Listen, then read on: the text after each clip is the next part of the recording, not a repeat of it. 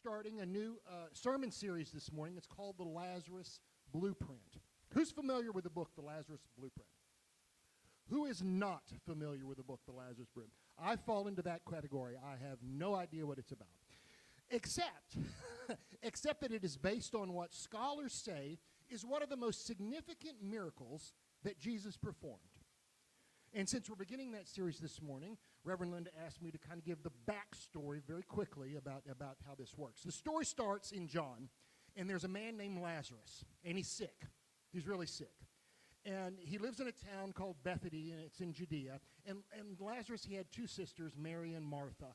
And if you recall, Mary was also the same one that broke the bottle of perfume on Jesus' feet and dried it off with her hair. That's the same Mary that we're talking about here. And Lazarus is their brother, and he's very sick. And so they sent word to Jesus. They said, the one that you love is sick. Come quickly. And Jesus heard this, and he told his disciples, he said, this sickness will not end in death, is what he says. But they waited 2 more days where they were, and then they decided to go to where Lazarus was. And so they started on the journey, and when Mary and Martha heard that Jesus was on the way, they ran out to meet Jesus, and they said, "Oh, Lord, Lord, if you had only been here, our brother would not have died. He's dead. He's already dead." And Jesus, he was very saddened, and so he said, "Show me where he is, take me to him." And so they took Jesus to the tomb where he was. And he was very sad. It said Jesus wept. By the way, that's the shortest verse in the whole Bible right there. John 35, Jesus wept. And so Jesus was very sad. And Jesus, he said, "Move the stone away from the entrance." And the sister said, "Oh, Lord, he has been dead for 4 days. There's already a very, very bad odor." And the King James says he stinketh. Is what the King James says. And Jesus said, "Did I not tell you that if you believe, you will see the glory of God?" And so they took the stone away, and Jesus says, "Father, thank you that you have heard me." And then he called out into a loud voice. He said, "Lazarus, come out." The King James says, "Lazarus, come forth." And the dead man got up, and he walked out and stood in the entrance of the cave. He was still bound in the grave clothes that he had, that they buried him in. And so Jesus said, "Take the grave clothes off of him. Take the grave clothes off. Let him go." So this morning, the question is, what is your resurrection moment? What do you need to be raised out of the grave from this morning? Jesus says you don't have to wait till the end. He said, "I am the resurrection right now. I am the life right now. If you believe in me, even though you die, you will live." Right. Let's sing this song. So I walk on fire. I can do anything. It's a true story. In 2013, I had an opportunity to go to an Edwene Gaines retreat at her place in Alabama. I know some of you are familiar with Edwene. She has been here numerous times as a guest speaker. She is well known for her prosperity teaching. But one of the things that she does at her retreats is offer people a chance to walk across a pretty long runway of hot coals. In fact, you don't just walk across it, you help build it. You release into it, and it was an experience that changed my not only thoughts about it, but physical awareness that we can do so much more than what our minds will sometimes tell us that we are limited as human beings. So I walked across it, not just once, but I had to do it twice just to make sure it wasn't a fluke. And the key is not just walking across it, it's walking across it without getting burned, without having blisters. And it was one of the coolest experiences I've ever done. And when I got a chance a few years later, I said yes again, and I went and walked again. Again, it was just to help my own belief that this was possible. For the next 6 weeks, we're going to be exploring a blueprint for figuring out how to do what our minds might tell us are impossible, how we can overcome whatever obstacles show up in our experiences. And the authors, Richard and Mary-Alice Jafolla, sort of over their 50 years of serving the Unity Ministry, started to see a pattern, and they especially saw it in the story of Lazarus in the Bible. And so they looked at this and said, there are specific things that we can glean from this, and knowing that we are also Christed beings, at least in potential, we have the same opportunity to follow these steps and be able to have the same kinds of results. I will say it's a little out of my realm of belief that I'm going to bring anybody back from the dead. But there's a lot of other real estate in there of things that are important to me, and I would imagine important to you, that we would like to get to the other side of as part of our spiritual journey. So when we apply them, they can lead us to a solution. And it may be something very different from what we have ever imagined or experienced from our past. Because most of the time, what we see as possibilities are things that we've experienced in our past. If we've had difficulty, if we were not able to accomplish something and eventually gave up, then those can become the obstacles that show up in our mind. And this healing, as they call it, can be around anything. I think Reverend Pat last week started talking about healing as in all aspects of our lives. It might be physical healing, it might be financial healing, it might be relationship healing, it might be finding our life purpose and getting clear and overcoming whatever might be blocking us to be able to step into that. And they're so basic. I almost would say they're simple, but they're not easy. They're a simple step to take if we can rearrange and allow our focus and our spiritual abilities to guide us in how we take these simple steps. And they're so powerful that they can work for everyone. You don't have to even believe that Jesus actually did this. You can follow these steps and have a similar result. So Jeff, I asked him to share the Lazarus story at the beginning, and now there's a pop quiz. In fact, I got to get my phone because I want you guys, sorry if I go off camera for just a second here, I want you guys online too to chime in here into the comment section. And it's a simple question. How many days did Jesus wait until he actually went to Bethany? Yay, you're paying attention. Yes. So it was 2 days before he actually started the journey. And they were puzzled, the authors of the book, of why would this one that he beloved, why would he wait for 2 more days before he actually started the journey? Why didn't he go right away? Surely he was aware that it had taken the messenger several days to get there. From the place where Jesus was, which we're told that they have surmised was Bethany on the Jordan, which is where John did his baptizing, to Bethany in Judea, where Lazarus and Mary and Martha lived, was about 18 miles. That's a long journey when you're walking, or if you were lucky, maybe riding on a donkey.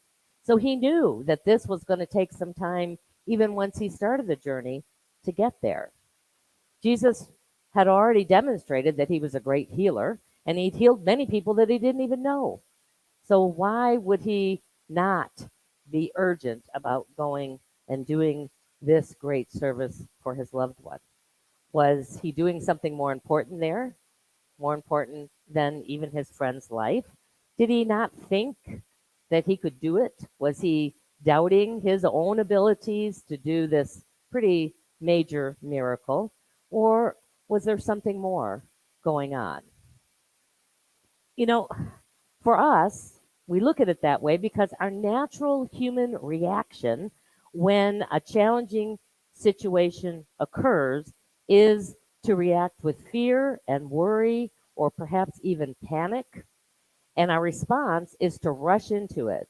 Our response is to move in as quickly as we can and figure out how to fix it, how we're going to resolve this, to rally our forces, to get all these other people involved.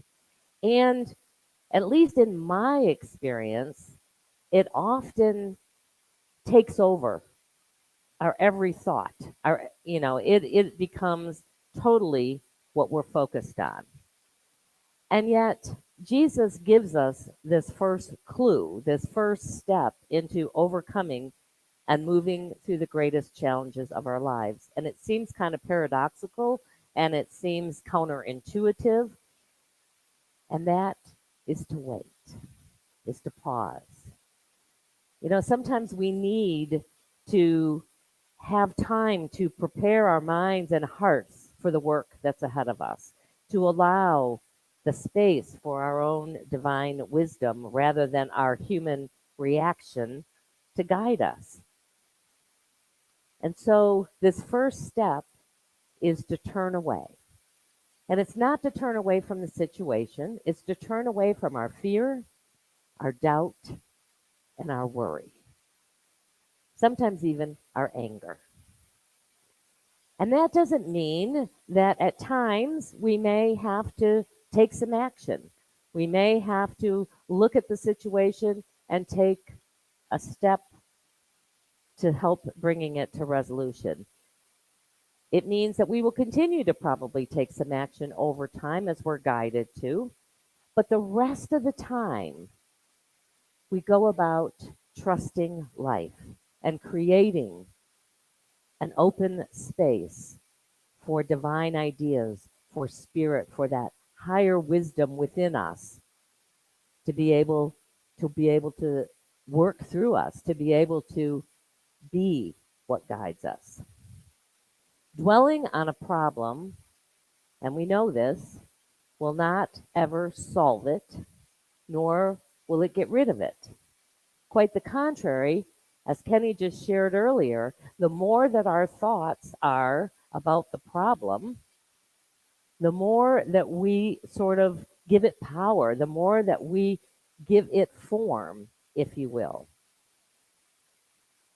We give ourselves this time in preparation so that we can allow those positive and constructive thoughts to take root. I always love this quote from Einstein that it says, "No problem can ever be solved from the same level of consciousness that created it."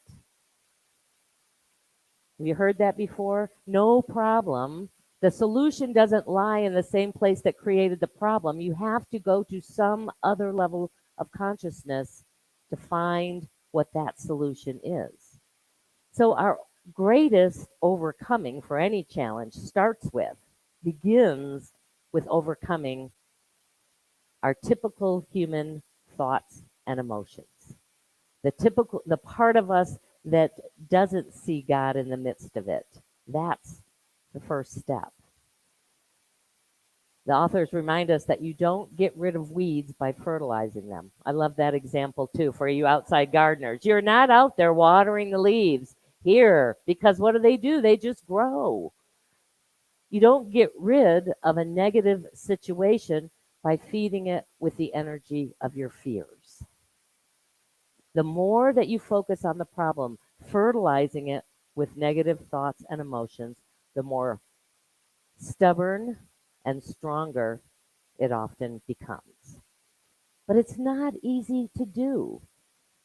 We have to be conscious of what we're consciously allowing to live in our minds and in our hearts and be able to somehow shift it.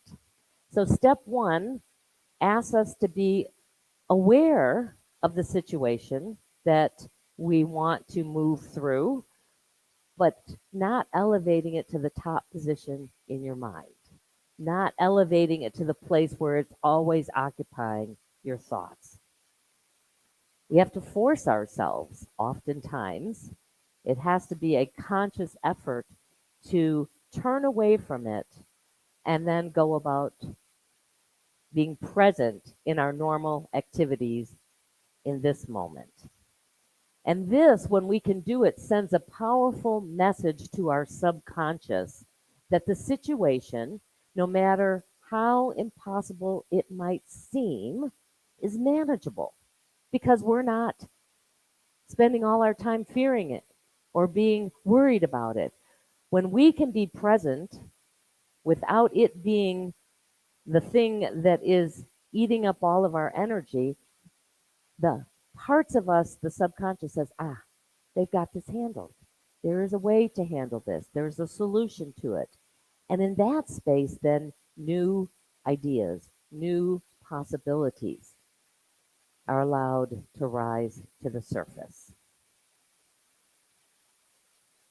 So I mentioned at the beginning about this walking on fire. Now, that's not my feet doing it. I couldn't find any of my pictures. I know I have some, but it's hot. And we spent an entire day in preparation mode for doing this. I didn't understand it at first, like, why are we spending a whole day, you know? And in some ways, it seemed like we were thinking about walking on the fire, but it really wasn't the thoughts of what is it going to be like when I walk on the fire. It was preparing our minds and our hearts to know that it's possible. That's what we spent an entire day on. And I'll tell you, even though Edwene told us that these fires usually are about 1200 degrees or the same temperature that melts aluminum alloy, the thing used to make car engines, it also was a reminder that nothing is more powerful than our own willingness and ability to center our thoughts and our beliefs in something beyond that. I trusted, and this was how I finally got there. I trusted that if my guidance told me it was okay to walk, then I could walk without burning myself. If my guidance told me it's not okay to walk, even if I felt the peer pressure with my fellow ministers who were all walking on it, then I wouldn't walk. And that's one of the lessons we have to do, is to learn to trust our own intuitive guidance. Even if it's something we really want to do, even if it's something that our human mind is telling us, yeah, we should go do that. If our guidance is not in alignment with that, then we should continue to wait. So this turning away from our negative thoughts and emotions is what we are first called to do before we can get to the part where we have the triumphant entrance of this one who has been raised from the dead. And Jesus knew that.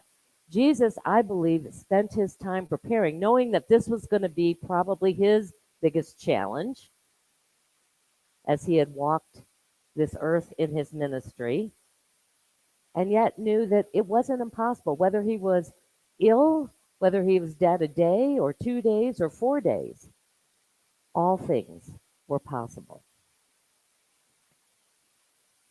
When I'm working in this particular area of trying to really move through and overcome a particular challenge in my life, I have to usually use a mantra. I have to have something that redirects my thoughts, because they will come back and they will come back again and they will come back again. It's part of our human conditioning that anytime we're triggered, those thoughts will show back up again. So sometimes just having a phrase, or what they call in the Eastern world a mantra, can be really helpful. So for me, when I find and notice that I'm back in that place of worry, anxiety, fear, whatever those emotions are, I simply say to myself, God's got this. God's got this. And I may have to say it 50, 100, 200 times a day. God's, whenever I find myself back there, God's got this. Whenever I'm trying to figure out what the solution is, God's got this.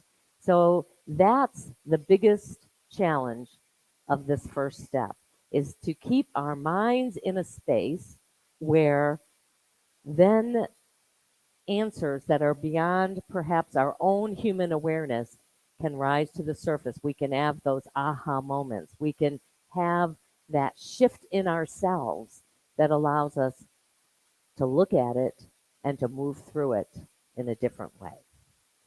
So, whatever might be going on in your life right now, I invite you to be willing to suspend any disbelief that there is a wonderful, positive, life affirming solution to it, and to take this first step and just simply be present to the spirit that is here right now, that allows you just to remember that there is a way through this. I may not even have a clue what that is yet. So as we move into our time of meditation, I'm going to invite you to do just that, to start in this moment. So right where you are, I just invite you to get comfortable.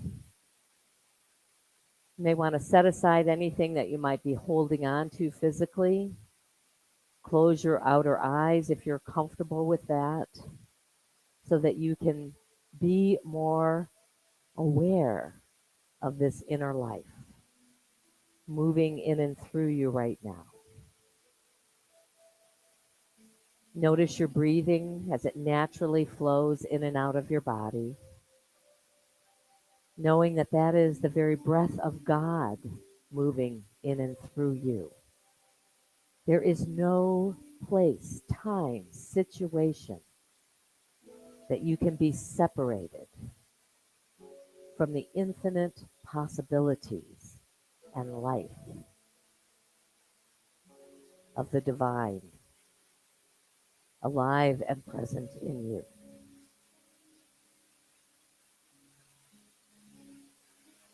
So I invite you to now bring to mind, bring into your heart a particular challenge that you are ready to say yes to overcoming at whatever level that it's showing up in your life. And notice the thoughts and the emotions that come along with that. And just breathe into them for a moment. Acknowledge them, let them be present. Let the worry and those doubting thoughts live for just a moment. And then say to them, God's got this, or some other word or phrase that works for you. With every thought that arises that tells you it's impossible, remind, affirm, believe that there is a way through. Jesus came as the one to show us what was possible for each of us. He came to show us the way.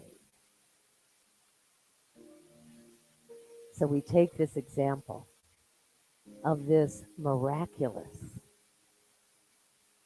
miracle that he was able to bring forth as the truth that we can do these things and even greater. We say yes. Yes to finding the path, to doing the work.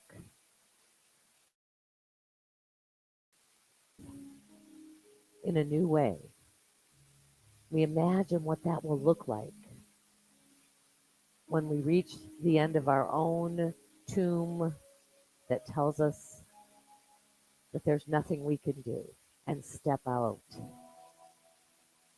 and say, yes, I can. Yes, this is possible. And I'm open and willing to follow that divine wisdom that lives in me that is always seeking to shine the light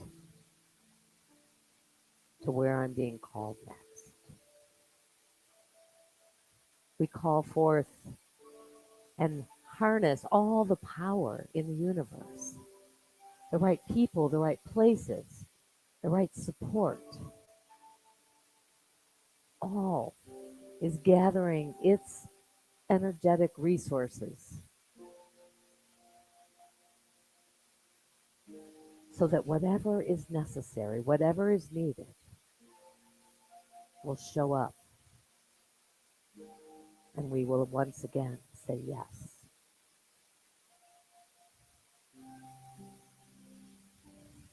And see if you can't bring into this time and space a sense of gratitude.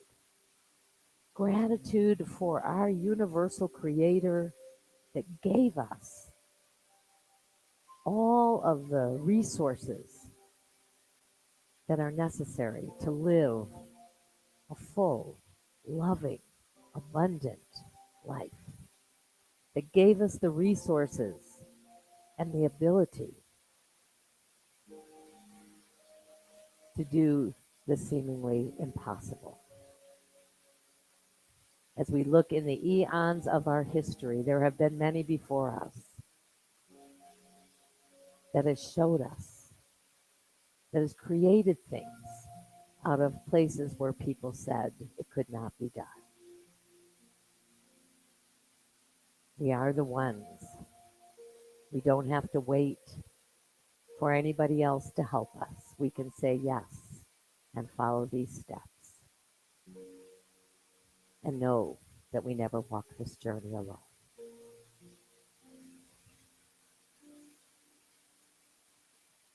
And as you take another deep breath in and let it out, just let that be, let that resonate in you and with you and for you.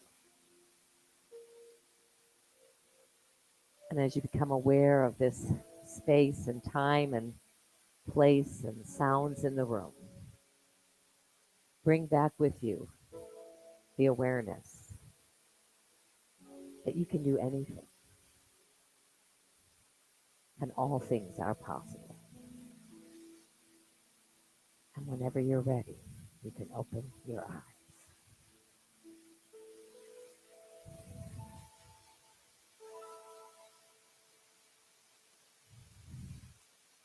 So one of the ways that the authors suggest that we support ourselves as we're moving through this first stage is to fill our time with activities that we enjoy. Now, sometimes our activities, if we work, or hopefully we enjoy that too, but to get focused and fill our lives and not sit and have long spaces of time when we're just ruminating, when we're just stewing in whatever is happening in our lives. Because as we become fully present to whatever we're doing, especially when we enjoy it, it opens the space. It allows our minds, it allows our superconscious and subconscious to allow things to show up that we can't receive when we are fully enmeshed in the problem. And even the tiniest amount of time that we can use to keep fear and worry and anger and upset away, even if it's just this day I did it for 2 minutes, is better than 0 minutes, with the goal of trying to get to at least half of our day fully present in whatever we're doing. Every moment that we can keep that fear and anxiety and worry out of our mind is another moment that spirit can move through us. We can be creative in finding the ways to fill our time with positive activities. We can do things. Gardening right now is going to become a big thing as spring comes upon us, from reading a book that you can get lost in to focusing on whatever gives you a respite. Even in this case, if you can get lost in a TV show or Visit with a friend, as long as that friend is in agreement with you that you're not going to spend the entire time telling them how horrible life is and what's going on in your world. Um, Exercise can be a great way. Puzzles. There's so many ways. Find the things that really bring you great joy, or at least can bring you that piece of distraction for a little while. And while, you can't necessarily do this all the time, the more that you can do it, the greater and the quicker the solutions will arise in your life. As you begin taking these first steps, and we're going to be looking over 6 steps or 5 more steps in the coming weeks, you find that you are awakening and becoming more and more aware of this creative intelligence that is within you, that not only knows what to do, but knows how to do it. And that power can heal. It is a harmonizer, and it brings a sense of peace into your life. This is the time and the opportunity. We're moving into Easter. This is going to lead us right up into Easter, into that great resurrection experience that Jesus had. And the beckoning is for each of us to have our own resurrection experience. Excuse me. And if you've got a really big challenge going on right now, you might want to consider joining a spirit group. We've got 3 of them out there that are going to be focusing on this particular series, both on Zoom and in person. We also have our rising generation, sort of millennials, that are going to be gathering together to look at how to de-stress, because for the people that are still working a full-time job and you got kids and you got lots of stuff going on in your life, stress can be a challenging one. So just check out our website. They're out there right now. And I'm going to ask you this morning to join with me to put your voice behind this, your willingness, and your believability that this is possible as we affirm this together. So we'll get that up on the screen, and I ask you to read it with me together. The creative intelligence deep within me knows what to do and how to do it. So I relax. I relax. I find the inner strength to fast from fear and feast on the simple pleasures. And it all begins by turning away. Starting today, turning away. And sometimes the best way it begins is to let it be.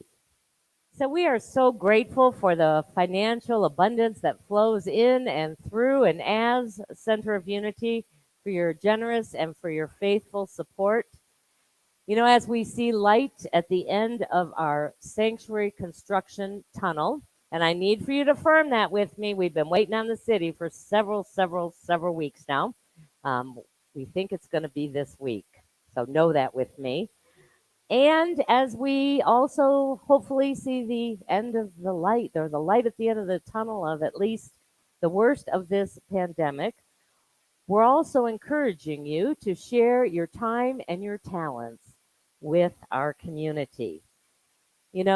As we get this construction permit, as spring is arriving, we're asking people to be willing to come and spend a little time, a couple hours, whatever you can give, to helping us not only get our outside grounds looking really wonderfully, but to also spruce up the spaces inside. So if you can help us out, we've got a sign-up sheet over there today. Just give us your information and someone will contact you. Kenny, I think, is going to be kind of in charge of supporting the people outdoors. We'll probably have a group cleanup day, but we also, have opportunities for people, if that doesn't work in that time frame, that they can come in and spend a couple hours, and we'll support you in finding the right task for you to do. We will also, as this construction gets completed, be needing to replace the $10,000, which is our, the word just went out of my mind, deductible, thank you, our deductible towards our insurance costs here. So the first Sunday of each month, we're going to sort of revitalize, bring back into our awareness our building fund. And if you find that you have a little extra that you can support and help us replenish that building fund, it would be greatly appreciated. I know it's kind of income tax time for those of you who do get refunds. You know, if you want to think and earmark a little bit with it, that will help us again begin to build those coffers for any other needs that we might have in the future. And we're also, as we begin to move back into the sanctuary, we're anticipating here in the next 3 to 4 weeks, they're going to be needing Sunday volunteers. So again, if you'll let us know how you'd be willing to help, if you could give one Sunday a month to youth ed, as you know, to as an usher, as hospitality, all of those things will need to be supported as we get back to what I'm going to call normal church, although this has kind of begun to feel like normal, the new normal of church. And I also just wanted to make you aware today that we have an opportunity. If you want to get greater clarity on your spiritual gifts, Gigi Johnson, our licensed unity teacher, is offering this on Zoom today at 1 o'clock.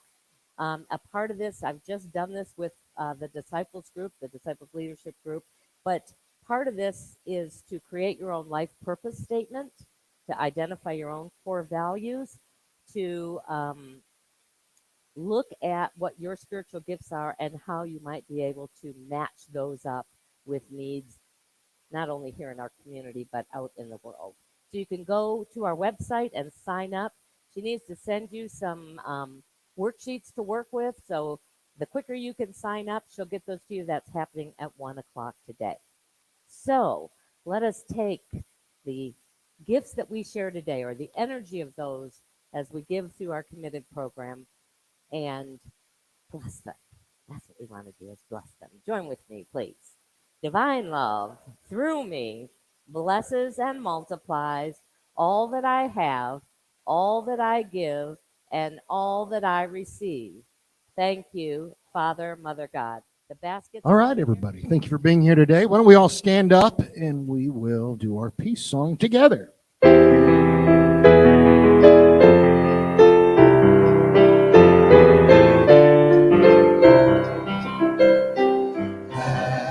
there be peace on earth, and let it begin with me. Let there be peace on earth, the peace that was meant to be. With God as our Father, family all are we. Let me walk with my family in perfect harmony. Let peace be there with me. Let this be the moment now.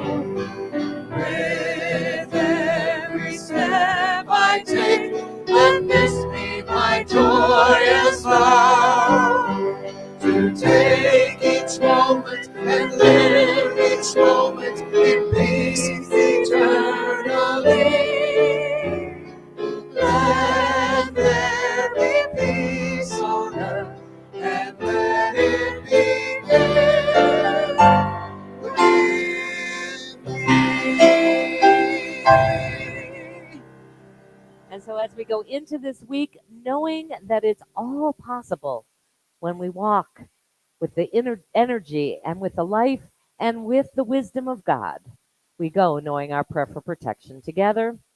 The light of God surrounds us. I am the light of God. The love of God enfolds us. I am the love of God. The power of God protects us. I am the power of God. And the presence of God watches over us. I am the presence of God. Wherever we are, God is, and all is well.